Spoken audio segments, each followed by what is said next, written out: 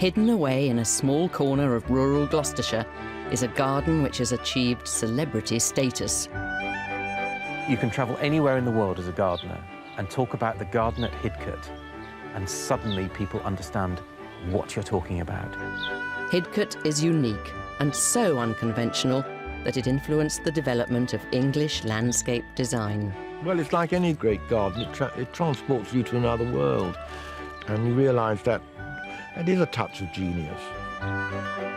But the man who devoted his life to creating this archetypal English country garden, Lawrence Johnston, was in fact a lonely, eccentric American with a secretive and tormented personal life. I would have thought there was a falling out as to how vocal and how violent we shall never know. In this film, we unravel Hidcote's extraordinary creation over a century ago, from a muddy field on a drafty hilltop to a stunningly lavish garden which, after a recent restoration, has become recognised as one of the greatest and most inspiring of all time.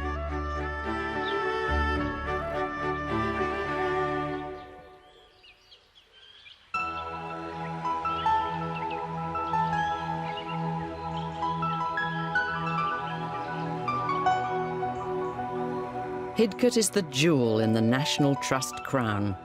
This was the first property the Trust acquired in 1948, specifically for the garden alone, because of its great horticultural importance. The garden lies just outside the town of Chipping Campden in the Cotswolds. Despite its secluded location, it attracts people from all over the world who come to see the unique design and constant displays of colour all through the year.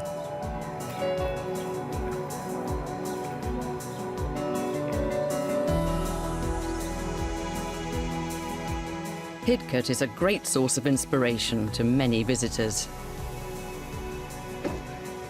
Sir Roy Strong, the eminent historian, came here in 1974, just as he was about to design and build his own garden in Herefordshire.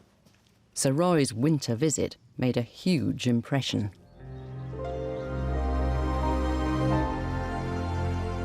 It was a complete revelation to me. Bright blue sky, sun falling onto the frost, and that wonderful winter magical sort of day. And of course there weren't any flowers here. But what it taught me immediately was the fundamental thing about making a garden. A good garden depends on how you orchestrate the terrain. And everywhere I turned here, I gasped with excitement about the variation in the size and the shape of the rooms, the sense of vista and surprise, of taking somebody up and then you're looking at the Cotswold landscape beyond, and the thrill of it, and turning a corner, and topiary I fell in love with. All these things orchestrated, suddenly you were in a completely magic land.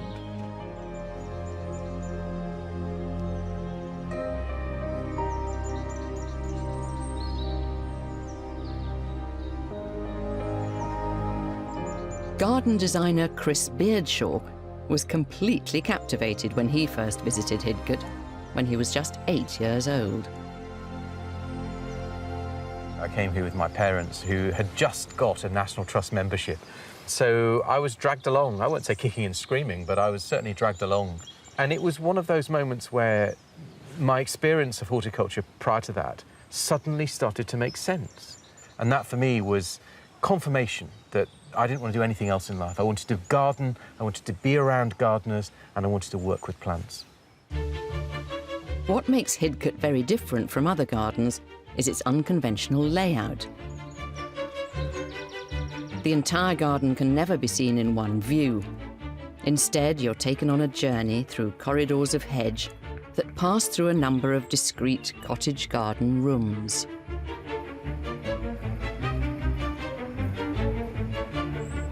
Hidcote's head gardener, Glyn Jones, thinks its unique design and size is at the heart of the garden's success.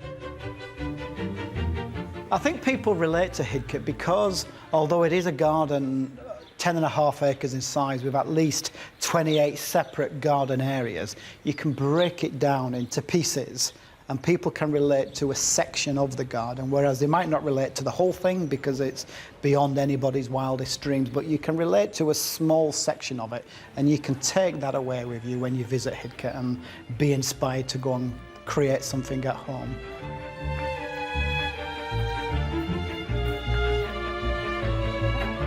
As well as variety in the shapes and sizes of the rooms, the formal architecture is softened with plants that flower at different times, providing colour throughout the seasons.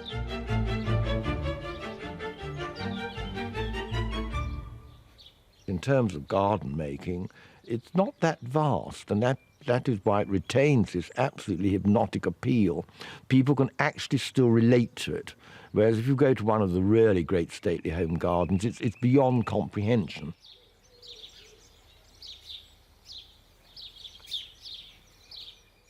It's seen as the archetypal English garden.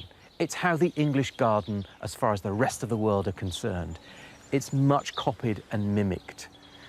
The irony, of course, is that it's not at all an English garden. It's a garden laid out by an American who was brought up in France. And yet it sits at the heart of the English establishment. Hidcote's creator, Lawrence Johnston, was born in 1871. His parents were very wealthy Americans. His twice-widowed mother, Gertrude, was a socialite with a firm control over her son's ambitions. Johnston was brought up in France, but came to Cambridge to study history at Trinity College. In 1900, he became a British citizen and promptly joined the army to fight in the Boer War. But 7 years later, Johnston's mother embarked on a plan to turn her son into an eligible gentleman farmer. The details of an estate in a small Gloucestershire village caught her eye. The 17th century property came with nearly 300 acres of farmland, a small walled garden, and a dozen or so cottages. The purchase of Hidcote Manor satisfied Gertrude's ambition to launch her son into English society. They bought themselves into being minor landed gentry. I mean, let's face it, they're not up to the level of the Astors, so they're rather down the line. But it gave them status still. Land, farm, village, everything came with it.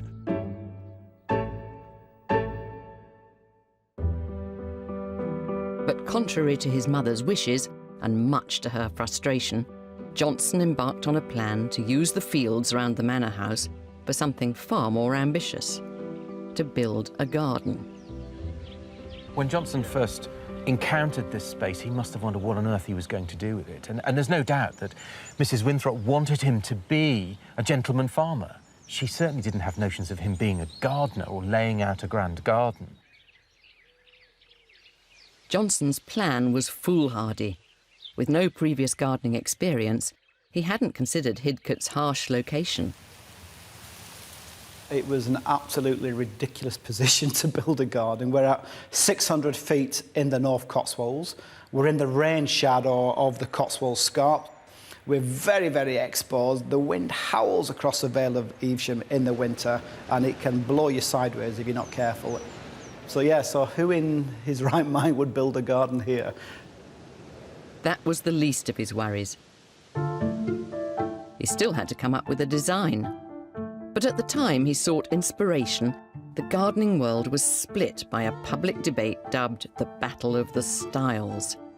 Two opposing camps came to blows in a bid to define a new national style for garden design.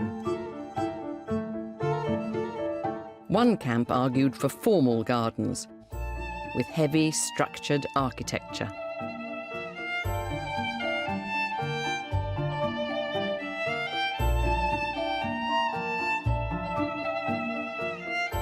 While on the other hand, a case was made for a more unregimented, wild, naturalistic garden, dominated by random planting.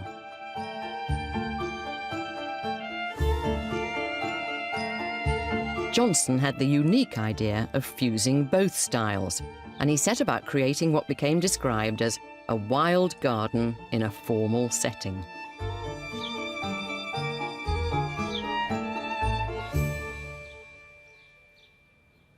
But establishing exactly how Johnston set about turning his ideas into reality has proved difficult.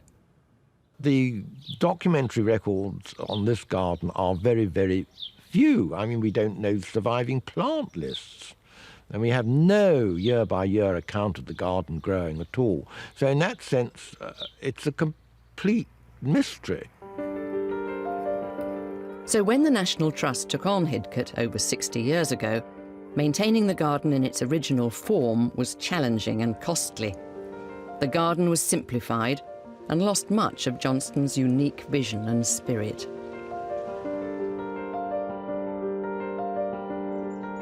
Today, after a £3.5 million 10-year restoration, Hidcote has almost been restored to its former glory, as Johnston originally intended.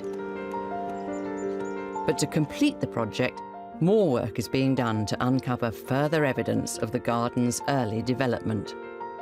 It's become my personal mission at Hidcote to discover as much as we possibly can about what this garden was like in its heyday in order for us to interpret it for our many visitors, because, you know, this is a Grade 1 listed garden. It's absolutely unique. You know, for plants that are hardy in the British Isles, this has inspired so many people over the last kind of 70, 80 years, and it's important we continue to do that. Part of Glyn's detective work is tracking down the last few surviving people who remember Johnston, like his godson. My parents used to go and stay with Johnny Johnston every summer for a fortnight. And there he is with my mother having his picnic. This is an image, we've never seen this before. In order to interpret the garden, I believe very strongly that, you know, you've almost got to put yourself in Johnston's boots and get out there and grow the range of plants, have the same planting policies as he had. With the limited evidence available, Glyn is slowly turning the clock back by reinstating the types of plants that Johnston first used. This is one of my favourites. I'll pluck it. It's a Dianthus Mrs. Simpkins. It's a beautiful old-fashioned pink, but the perfume is of cloves. It's got a very, very kind of spicy perfume to it, but I just love that. That kind of, to me, that says kind of 1920s, 1930s. What a flower, what a Dianthus would have looked like in that period. When Johnston started creating the garden, there was little to suggest that one day it would be so iconic. When the property was purchased in 1907, there was no garden as such here. There was a small garden within the confines of those beautiful stone and brick walls, which we now call the Old Garden. Maybe in the early days he was very cautious. You know, he was new to horticulture. He was moving slowly, cautiously, building on his skills and his knowledge. He started very hesitantly with little things around the house, and then at some stage, and I can only speak from my own experience, suddenly you become hooked. I can remember when we bought the Lasket, I said to my wife, don't talk to me about that garden. Well, there really wasn't one. But within a fortnight, I'd put Wellington boots on. I became positively obsessed by it and have been ever since. And I think something similar happened to him. Johnston became addicted. It was the start of an obsession which his mother would need deep pockets to fund and would eventually drive them apart. And although he went on to create a visionary garden which broke rules and established a new style, he started more conventionally.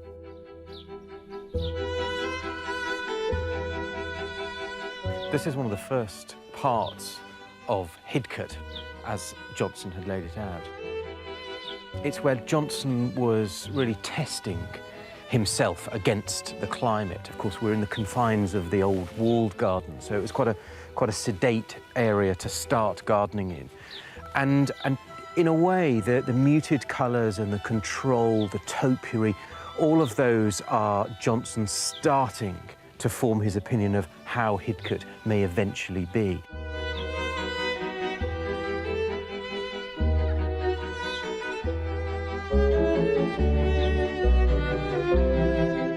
He wanted that old English look, so he bought topiary, and you could buy topiary then. I mean, the early photographs show yew pyramids with little birdies sitting on the top and all that sort of thing. Well, if you had a checkbook like he did, it's instant.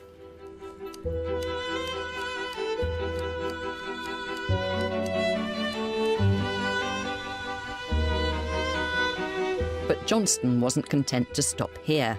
He was on a roll and set about expanding the garden and spending more of his mother's money. He pushed out beyond the confines of the old walls, creating 2 more low-lying terraces. One, with formal box-edged beds overflowing with dwarf fuchsias, is still just the same 100 years on. Then, down a few more steps, he created a pool, which in later years he redesigned so it could be used for bathing. In just a few years, Johnston's abilities as a garden designer were evident. Johnston's art of being able to lead someone into a space, tease you with a view, and then tempt you off in tangential directions, and you end up dithering, thinking, do I go this way, or to my original, or this way, or back where I came from? And that's all part of the garden. It's that sense of drama, that sense of adventure. The success of Hidcote depends on a brilliant mastery of the terrain. The manipulation of the terrain is, I think, second to none.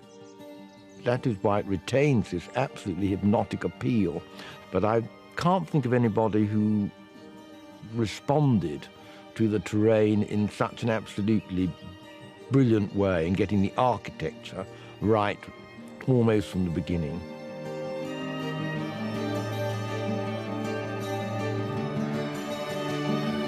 One of the most amazing things as well is in September, and there is a period of about 1 week where the sun sets absolute plumb bob centre in the middle of Heaven's Gate. It's moments like that that you just realise what a genius Lawrence Johnston was, because those things aren't accidents. That's the work of a genius.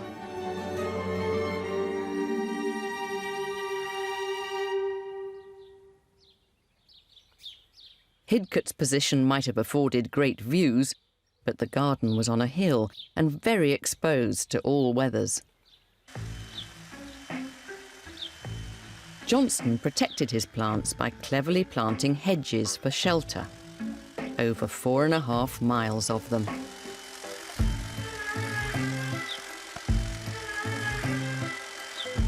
It was enough in the early days for the gardeners to keep on top of the cutting. But even today, it takes the entire team over 6 months.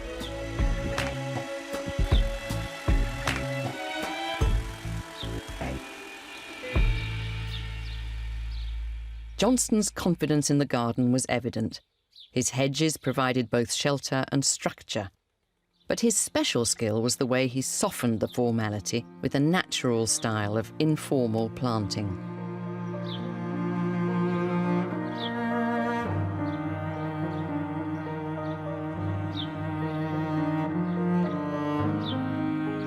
But Johnston's mother, Gertrude, was losing patience with her son's obsession.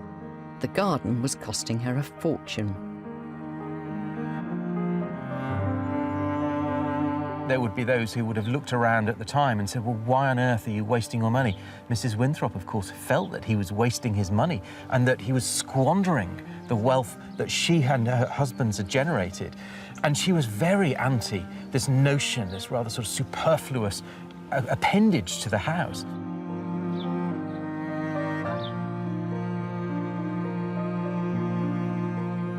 Well, they're two enigmatic people, aren't they? Mother and son.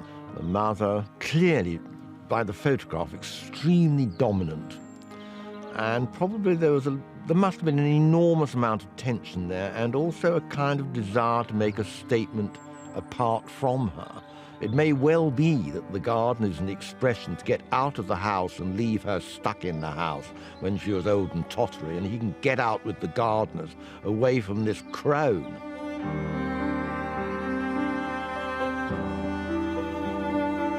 I would have thought there was a falling out as to how vocal and how violent and how disagreeable that falling out was. We shall never know. Gertrude decided to stop her son's spending and put Hidcote up for sale. It looked likely that Johnston's creation so far was all in vain. But in the end, it wasn't Johnston's mother who put a halt to his gardening obsession, but something far more sinister.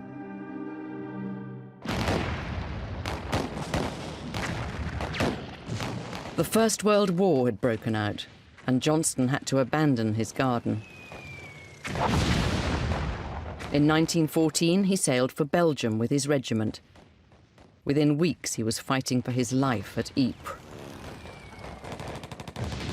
And the First World War had a cataclysmic effect, because not only were the people really not in a good state when the war broke out, but also the great houses were taken over as hospitals. There was conscription, so you suddenly found all the male servants went. I mean, the women would be left, but even they went into the factories. So it was a complete dissolution of a society. Also, the gardens were dug up. Vegetables were needed. The population had to be fed.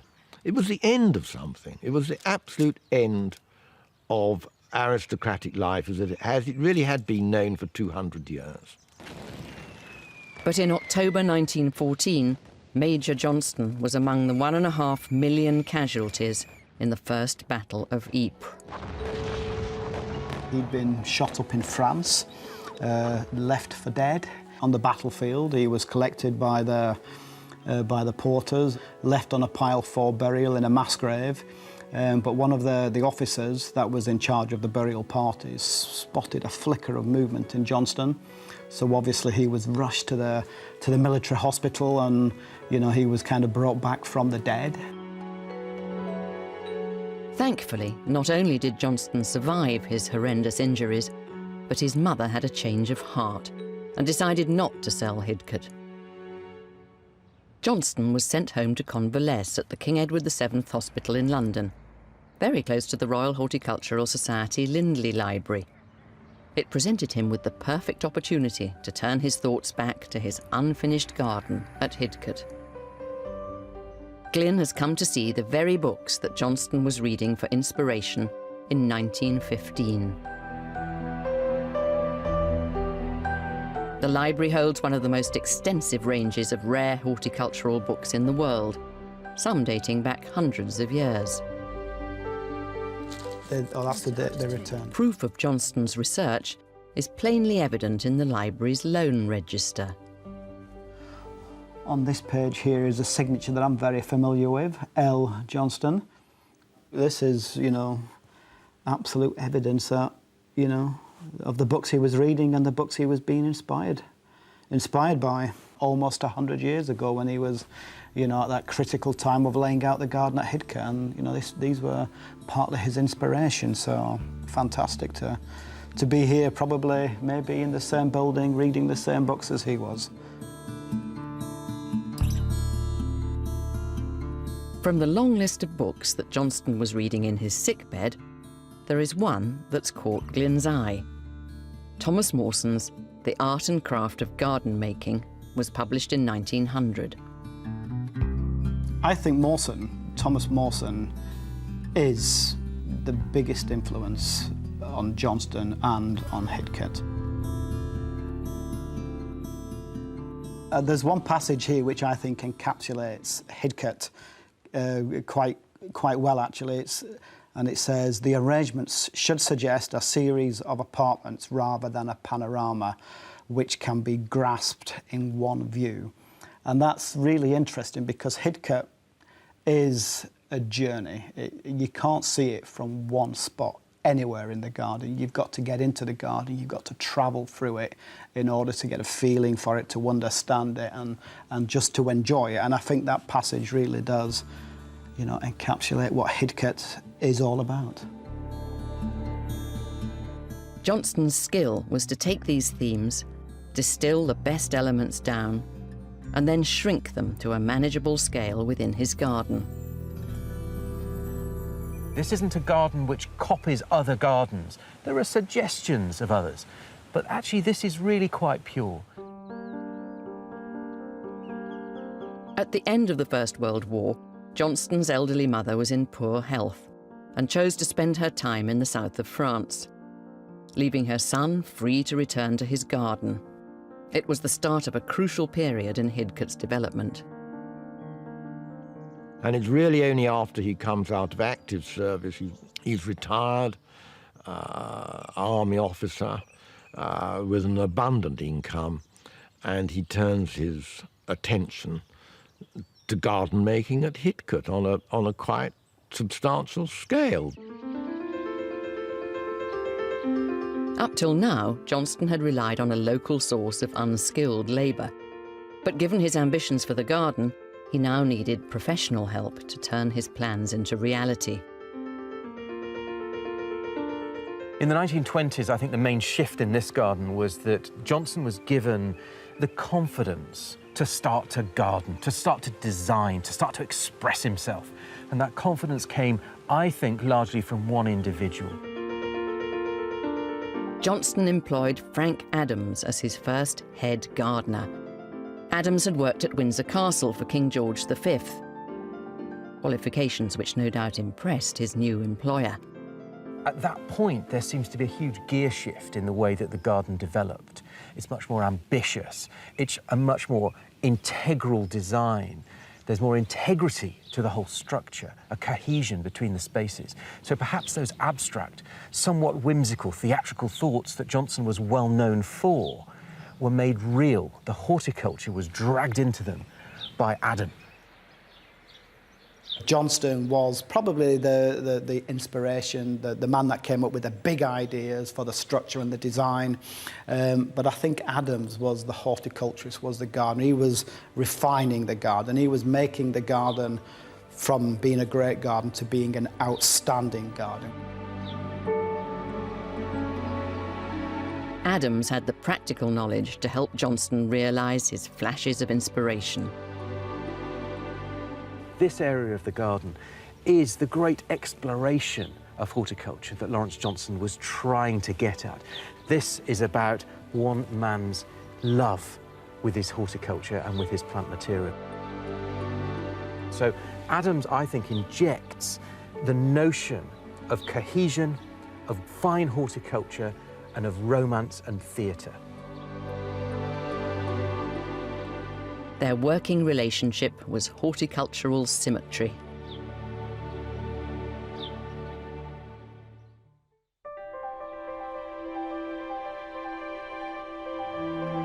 By the mid-20s, Johnston's domineering mother was nearly 80, spending all her time on the French Riviera, where she eventually died. Her death was expected, but Johnston was shocked to discover that in her will, he was cut from inheriting any of her immense capital, only to receive an allowance, which nevertheless left him a very wealthy man. There must have been a big divide there at some point. Something which reflects that divide is the fact that she ring-fenced the Johnston capital so that he could not get his hands on it. Johnston on the surface appeared to have everything: a hefty income, status, and an exceptional garden, which by the early 30s had gained recognition and was open to the public 2 or 3 days a year. But Johnston didn't enjoy the attention. He was a solitary character.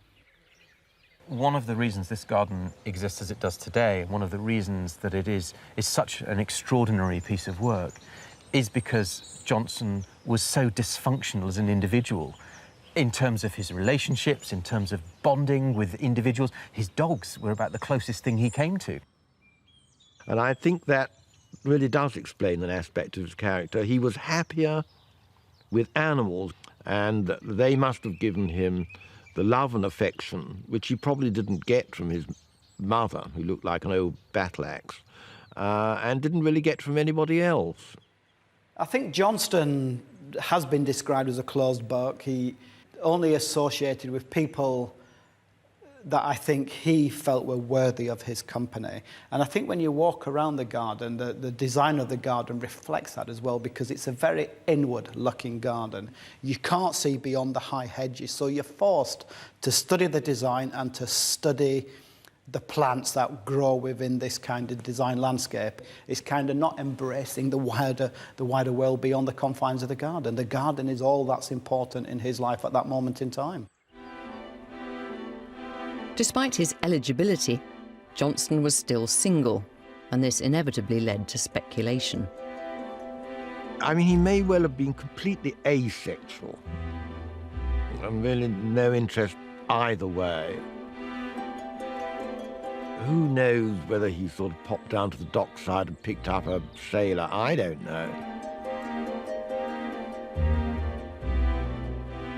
I mean, in that period, to be gay, in the aftermath of the Oscar Wilde incident, I mean, people might have known, but it would never be referred to, and it would certainly be regarded as beyond the pale within the establishment classes. Johnston was, however, close to one female companion, Nora Lindsay, a well-respected garden designer who enjoyed a lavish lifestyle at her Oxfordshire manor house. Nora and Johnston shared a love of all things horticultural. She offered advice and support as Hidcote was developing. But their friendship led to gossip that Nora's daughter Nancy was in fact Johnston's love child. A rumour strenuously denied. If he had been able to forge strong relationships and had had family and had had an extended social network, perhaps his attention wouldn't have been quite as focused on the garden. We wouldn't have got the delivery of the product that we have today. Johnston's multifaceted personality has revealed a multifaceted garden which has broad appeal. It's a perfect piece of work. The garden was the marriage and the family he never had. It was a kind of substitute. And I see nothing wrong with that. Johnston was very selective in his friendships, mainly preferring the company of other well-connected gardening enthusiasts, like Mark Fenwick, who'd created his own highly regarded garden, Abbotswood, near Stow-on-the-Wold.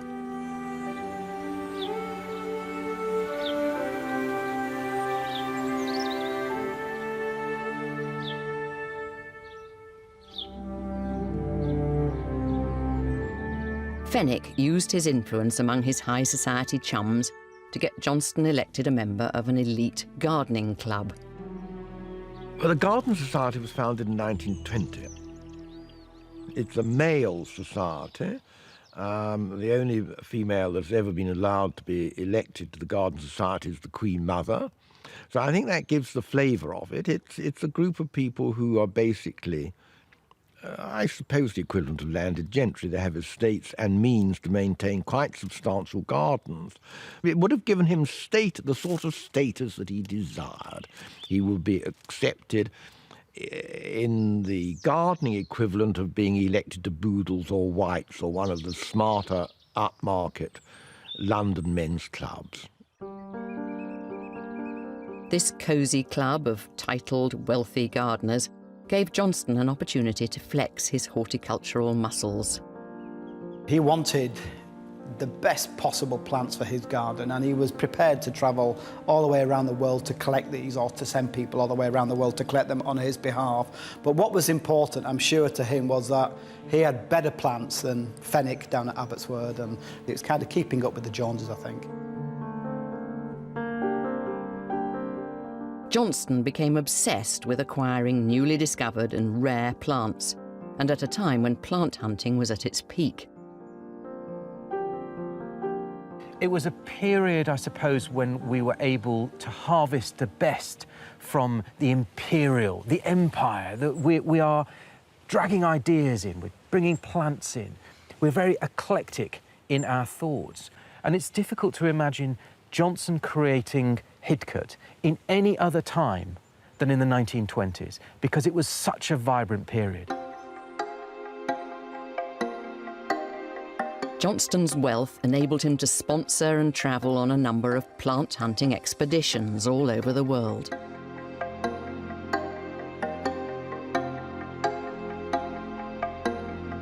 On one trip to South Africa, he even took his cook and butler. Johnston's plant hunting trips, they fall into two categories, I suppose. Those which genuinely contributed something, and those which were a little bit of a horticultural jolly, one suspects. Certainly, from a plant hunter's perspective, he wasn't hugely respected or even wanted on those expeditions. But these trips gave Johnston a mass of new exotic varieties, which he planted back at Hidcote in areas like the rock garden. This one area of the garden is coming to the end of a major restoration. This was a special rock garden. It was, you know, it was the creme de la creme of private rock gardens in the British Isles. Glyn and his deputy Vicky want to find out exactly what varieties Johnston planted here when the rock garden was first created. But most of the records have been lost or destroyed, and there are only a few photographs, so they have to play plant detectives. There's just little tidbits to go on, so it just makes it, in the way, it makes you sort of more curious to find out more and go rummaging to find more information. The one place that might have some clues is the Royal Botanic Gardens in Edinburgh. Here they have records dating back hundreds of years, which document the plant hunting trips Johnston took part in, like an ill-fated expedition to Yunnan province in China, where Johnston joined the highly respected botanist George Forrest, the Indiana Jones of the plant world. Yeah, I mean, the journey they undertook was just immense, really. I mean, just getting there would have taken weeks, if not months. Forrest led the expedition, which by all accounts was fraught with danger, often disguising himself as a local. You know, he didn't even have waterproof clothing, and it does rain a lot when you're up in the mountains, and there would have been no vaccines. And I just wonder, you know, how often was he ill, or was he just so hardy that he was exposed to everything and he didn't become ill? George Forrest bitterly regretted allowing Johnston to join the Chinese expedition. The Botanic Gardens archivist, Graham Hardy, has found Forrest's original letters of complaint sent back to a colleague at Edinburgh. On the base of the first page, this is what he writes. Had I raked GB, that's Great Britain, with a small tooth comb, I couldn't have found a worse companion than Johnston. And I cannot say how often during the past 3 months I have cursed myself for being so foolish in consenting to him accompanying me. I have indeed paid for my folly. A person more utterly selfish I have yet to meet, and I'm not the only one here who thinks so, for none like him. Johnston was used to travelling in style and comfort, and it was this that had no doubt triggered Forrest's outbursts. In spite of the bickering, they amassed a collection of new plants and seeds, all of which were recorded and compiled in the Edinburgh archives. So, I mean, any other information on these trips, expeditions, if there's anything known, would be really quite interesting. Well, as I say, These records list in detail every type of seed and plant collected on Johnston's expedition, and where they were distributed. Aquilegia alpina, you've got that on the rock garden now. We've got that one. We were aware that Edinburgh was sending out seeds and plants and cuttings, but you don't realise actually how many seeds and how many cuttings until you look through the records, and to how many people, and it was all over the world, and it was, you know, it was botanic gardens, and it was private people that had a lot of money. Lots and lots of them. We need to Glyn and Vicky hope these books will hold the key to revealing which plants Johnston was collecting, so they can reinstate the same varieties in the rock garden back at Hidcote. Ah, interesting. We've come across one entry here, 1949, which we don't seem to have documented in our kind of survey document. So these are all plants. This is quite exciting, really, because none of these plants we've ever known to have been grown at Hidcote in the past. So again, it's a new shopping list for us to start trawling through and to see, you know, if any of these plants will fit in the garden today with some of the projects that we're doing. So any of those numbers there that refer to potentially subalpine or alpine material with the east bank of the rock garden, there's, you know, there's plants there that we can trial and grow in that area to see how they survive. Can we stop here all weekend just cross-referencing these numbers? Johnston might not have been a popular travelling companion, but his involvement did have benefits. But there's no doubt that the purse he was able to provide facilitated the introduction of huge numbers of very, very garden-worthy plants, plants which we still enjoy at the heart of our gardens today. Johnston had collected a wealth of new plant material, which he packed into the garden. There's still a bit of colour around. Today, Hidcote is home to over 4,000 species, and Glyn has to make sure all the garden team's plant knowledge is up to scratch. Big dahlia as well at the background there, that's one of my favourites. Including the apprentice known by the team as Scouse John. Right, John, in Winthrops here we've got a plant that's incredibly important to our collection at Hidcote. This yellow flowered one here. Now I would hope you know this one. Hypericum Hidcote. Absolutely, well done. It is, that's so important to Hidcote because it's one of the plants that Johnston selected as of being of great garden merit. You know, almost every garden in the country now has probably got a Hypericum Hidcote. Anything you know about this one? Is this an astilbe? No, it's not. It's from New Zealand. It's a southern hemisphere plant. This one, it's a hebe, and it's one that is called Hidcote, hebe Hidcote. Oh, really? So it's a lovely one, and you can see there's lots of different colours on it. It comes, you know, when the flowers first emerges, it's lovely kind of lilac-y blue, but they fade all the way through to white, you see. So it goes all the way through that transition, and it's a bomb-proof plant. You can do anything with it. You can prune it almost off to your ankles and it will always come back again. You can grow it high. It's evergreen, lovely kind of, you know, lush foliage on it. And it probably starts flowering in May and it goes right the way through until the middle of winter. It's a great value plant again. It's just absolutely awe-inspiring. Every day you're constantly rewarded. You know, the plants, the hard landscaping, like the hedges and the gazebos and all the different bits.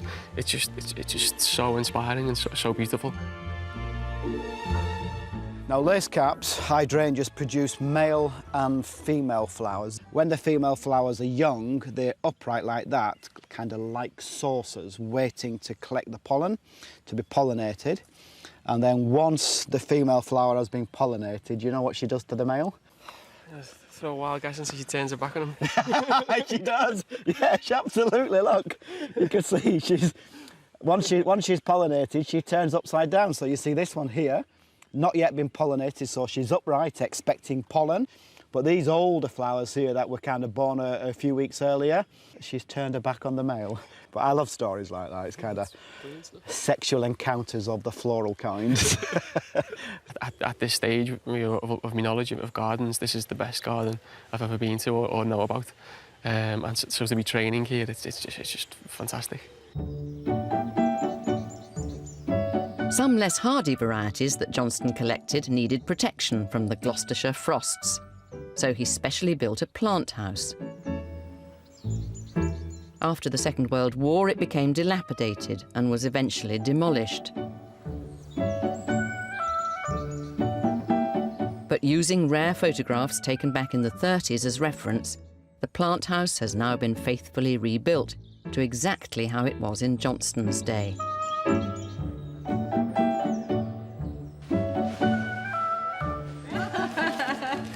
Come on, you got to do your best now, Jazz. So I think he'd be proud that we've actually put the original building back and we've respected the, you know, the history and the design of the original building. Today, the plant house is being opened by gardening celebrity Roy Lancaster. This is for Hidcote and Lawrence Johnston. Excellent. Never have I seen anything quite like this outside of a botanic garden. This wonderful structure here is absolutely superb. I can well believe that if Johnson was to walk in at the back of this group tonight and look from a distance, he would be happy to see some of the plants that he originally put in here still growing on the wall. I'd like to just walk around. Johnston's problem was that there simply wasn't the space or the right climate for some of his subtropical collections. But he had the perfect solution. Every autumn, Johnston would leave Hidcote in his chauffeured Bentley and drive down to the sun-kissed French Riviera at Menton, spending the winter months in his secluded villa, Serre de la Madone.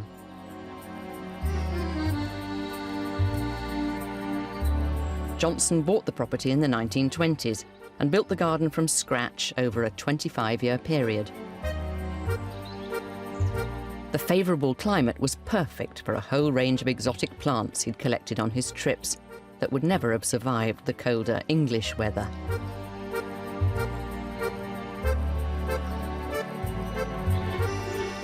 Glyn has come over to France as he thinks it holds the key to finding out more about Johnston's elusive character. This place is so important to round a circle in the life of Lawrence Johnston. There are even surviving specimens in the garden dating back 80 years. It's a Banksia, this wonderful southern hemisphere shrub tree which has these magnificent kind of soft lemon yellow flowers, which once they're faded you get almost like pine cones, fruiting bodies, which when a forest fire comes through they get baked and the seed is disseminated onto clean virgin ground from which they germinate and new ones are born. I think this plant kind of typifies just why it was important that Major Johnston got a garden down here in the south of France, because it was a canvas on which he could grow all these magnificent and very unusual tender plants outdoors without any heat. It really is a plantsman's playground, one of which you can spoil yourself totally in. Johnston employed 23 staff at the villa, including 11 gardeners. Martin Smith, president of the Menton Garden Society, is taking Glyn to meet the last member of Johnston's staff still alive.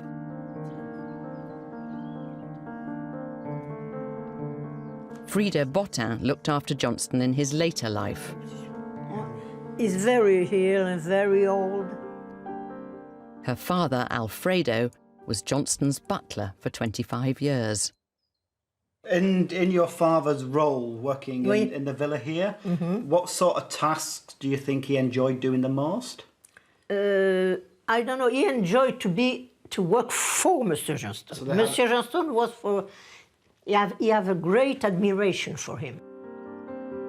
Frida got to know Johnston probably better than anyone else. Il était shy, was very timide. Il était timide et il bégayait un petit peu. Par moments, hein, il était très timide et réservé. You mentioned Major Johnston having lots of parties here. I mean, did he enjoy the parties? No. He didn't? No. Can you remember? Il recevait par bonne éducation. Mais ça l'embêtait. Un jour, il recevait plusieurs personnes et il a dit à mon père, « Oh, Fredo, je suis très embêté, je n'ai pas envie de parler à tous ces gens. Je vais dans le bois. Vous leur direz que j'ai mal à la tête et que je ne peux pas descendre. » Lui, il aimait son jardin. Voilà, le jardin.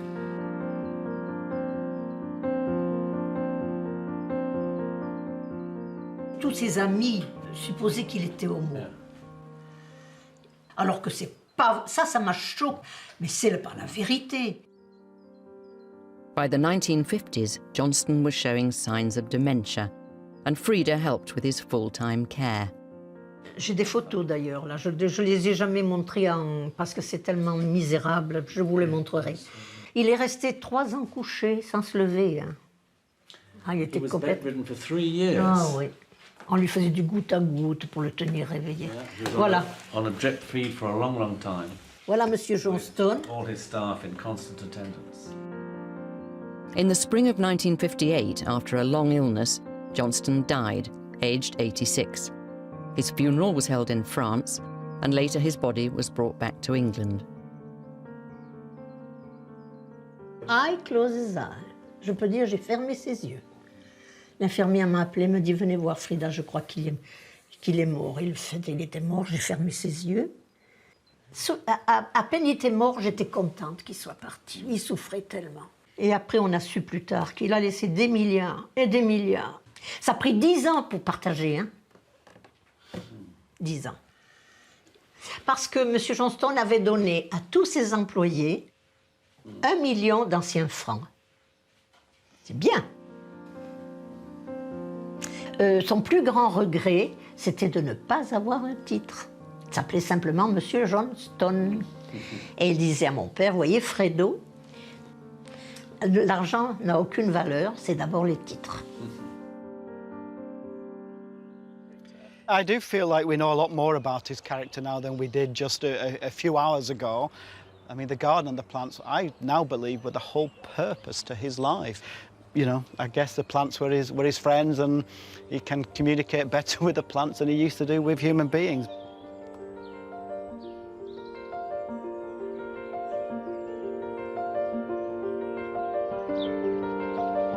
After Johnston died, the National Trust's challenge was to retain his vision and maintain the huge numbers of plants in the garden.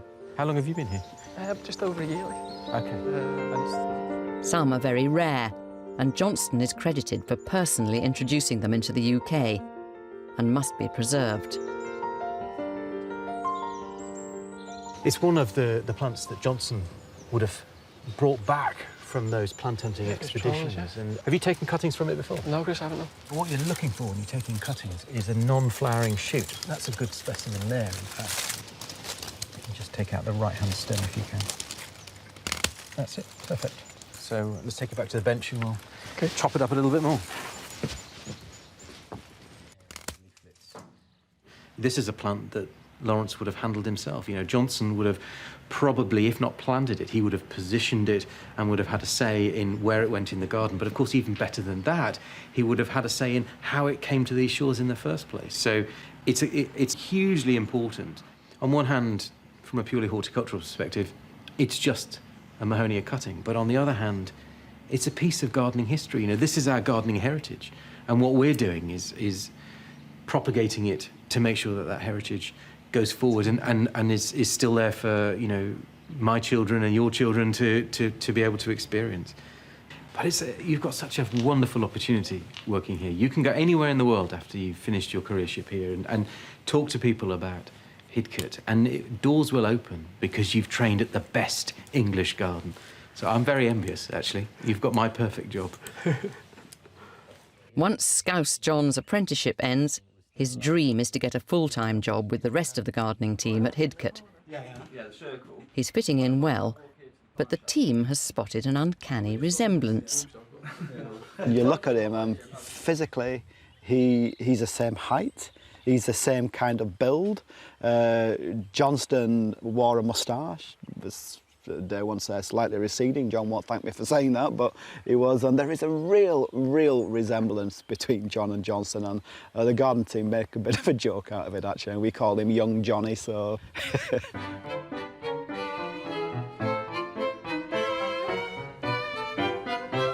Young Johnny not only looks like Johnston, but it turns out he's an Edwardian junkie.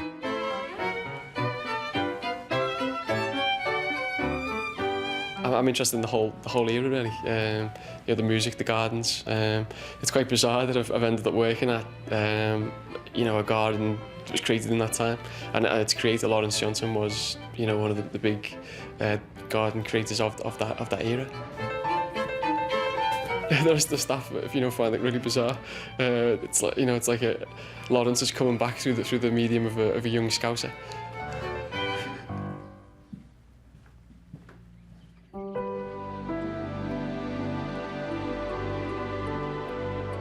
Lawrence Johnston was buried alongside his mother in a village not far from Hidcote. His modest epitaph is simple. Gifted gardener and horticulturist, much loved by all his friends. He may not have had the good fortune to have the sort of relationship which one would expect a man to have, fulfilled emotional and spiritual relationship with another human being. I think that he would look down from above and get huge gratification about the fact that he had given it to everyone through his garden, through the miracle of creating this garden. It's a lovely legacy. It's beautiful. It's a beautiful thing. I think it would surprise him, and he'd be rather shy about it, embarrassed.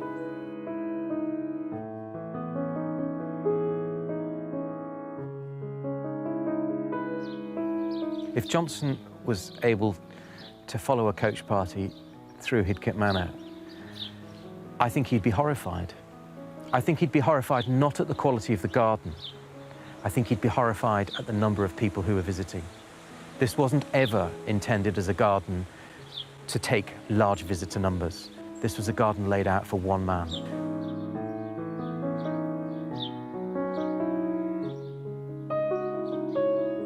We're closer today to understanding Hidcote Manor than we've ever been. And the restoration has to continue in order for us to get the true picture of Johnston and his garden.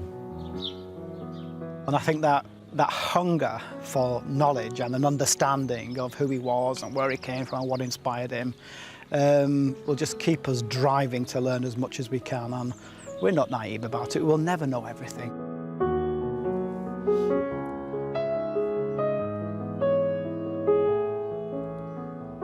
Because of Hidcote, because of this man's creation, you know, I've found a new life now. I'm destined to spend the rest of my days as a gardener. You know, I couldn't think of anything I'd rather be doing now than working at Hidcote. It's, you know, it's absolutely incredible what this man's creation has done to my life.